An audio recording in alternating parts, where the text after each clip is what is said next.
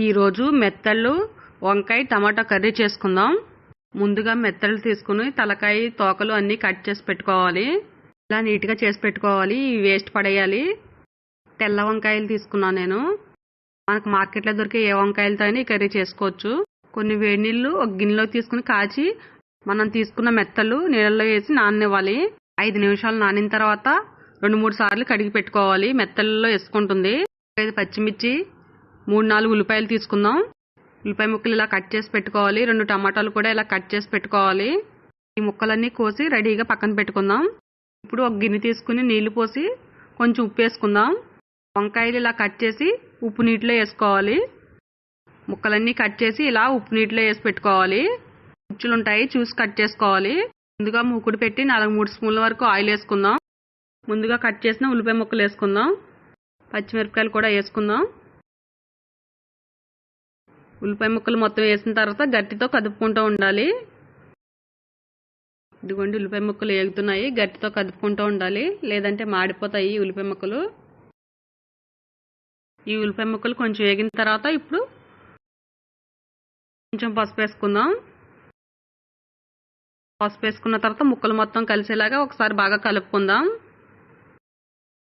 ఉల్లిపాయ ముక్కలు gold colour వచ్చేంత వరకు మనం వేయించుకోవాలి. ఇలా మధ్య మధ్యలో గట్టితో కదుపుకుంటూ ఉండాలి.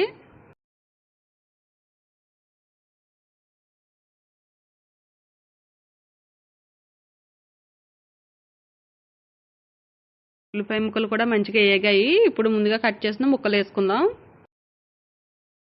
వంకాయ ముక్కలు 2-3 సార్లు కడిగి వేసుకోవాలి. వాటర్ నల్లగా వస్తాయి. ఇప్పుడు 2-3 సార్లు కడిగి పెట్టుకున్న వంకాయ ముక్కలు మొత్తం వేసుకుందాం. వంకాయ ముక్కలు మొత్తం వేసిన తర్వాత ఒకసారి మొత్తం అంతా గట్టితో కదుపుకుని మూత పెట్టి మగ్గించుకోవాలి. ఒకసారి మూత తీసి చూసుకుందాం. ముక్కలు మగ్గుతున్నాయి చూసారా. ఇప్పుడు ఉప్పు వేసుకుందాం. ఉప్పు మొత్తం కలిసేలాగా ఒకసారి గట్టితో బాగా కదుపుకుందాం ఈ ముక్కల్ని. ఇలా ఉప్పు వేసుకుని మగ్గించుకోవడం వల్ల వంకాయ ముక్కలు తొందరగా మగ్గిపోతాయి. ఇలా ఉప్పు వేసుకోవడం వల్ల వంకాయ ముక్కలు కండర రాకుండా ఉంటాయి. మూత పెట్టి మగ్గించుకుందాం ముక్కల్ని. ఒకసారి మూత తీసి చూసుకుందాం. ముక్కలు మొత్తం బాగానే మగ్గిపోయాయి. ఇప్పుడు ముందుగా కట్ చేసి పెట్టుకున్న టమాటా ముక్కలు వేసుకుందాం. ముక్కలు మొత్తం కలిసేలాగా ఒకసారి గరిటెతో కదుపుకొని మూత పెట్టి మగ్గించుకోవాలి.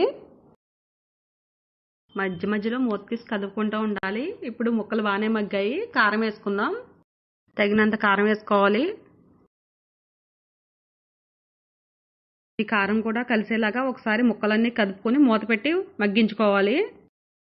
ఒక 5 నిమిషాలు మూత పెట్టి మగ్గించుకోవాలి. మూత తీసి చూసుకుందాం. ముక్కలు బాగానే మగ్గిపోయాయి. ఇప్పుడు ముందుగా మనం కడిగి పెట్టుకున్న ఈ మెత్తల్ని కొంచెం నూనెలో వేయించుకుని పక్కన పెట్టుకోవాలి.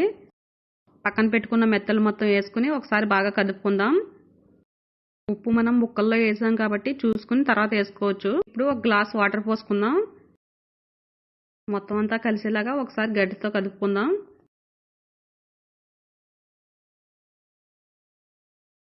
మూత పెట్టి ఉడికించుకుందాం. మధ్య మధ్యలో ఒక్కొక్కసారి మూత తీసి కదుపుకుంటూ ఉండాలి ఈ కర్రీని. ఇదిగోండి కర్రీ ఇలా ఉడుకుతుంది. ఇప్పుడు మూత పెట్టి 2-3 నిమిషాలు ఉడికించుకుందాం. ఒక్కోసారి మూత తీసి చూసుకుందాం. కర్రీలో ఉన్న వాటర్ కూడా ఇంకిపోయే వరకు మనం ఈ కర్రీ ఉడికించుకోవాలి. మధ్య మధ్యలో మూత తీసి కదుపుకుంటూ ఉండాలి, లేదంటే అడుగంటుతుంది. మెత్తల్లో వేసుకుని వండుకుంటే కర్రీ చాలా బాగుంటుంది. ఎండు రొయ్యలు కూడా వేసుకుని వండుకోవచ్చు. ఈ కర్రీ దగ్గరగా అయ్యేంత వరకు మనం ఉడికించుకోవాలి. ఒకసారి ఈ కర్రీ మొత్తం తిప్పుకొని మూత పెట్టుకుని కొంచెం సేపు ఉడికించుకుందాం. కర్రీలో ఉన్న వాటర్ కూడా ఇంకిపోయాయి. ఇప్పుడు మనం స్టవ్ ఆఫ్ చేసేసుకుందాం. ఇంకా ముందుగా కడిగి కట్ చేసి పెట్టుకున్న కొత్తిమీర వేసుకుందాం. వంకాయ టమాటో మెత్తళ్ళ కూర చాలా బాగుంటుంది. మీరు కూడా ట్రై చేయండి. ఎలా వచ్చిందో కామెంట్ చేయండి. లైక్ చేయండి, షేర్ చేయండి, సబ్స్క్రైబ్ చేయండి. Thank you.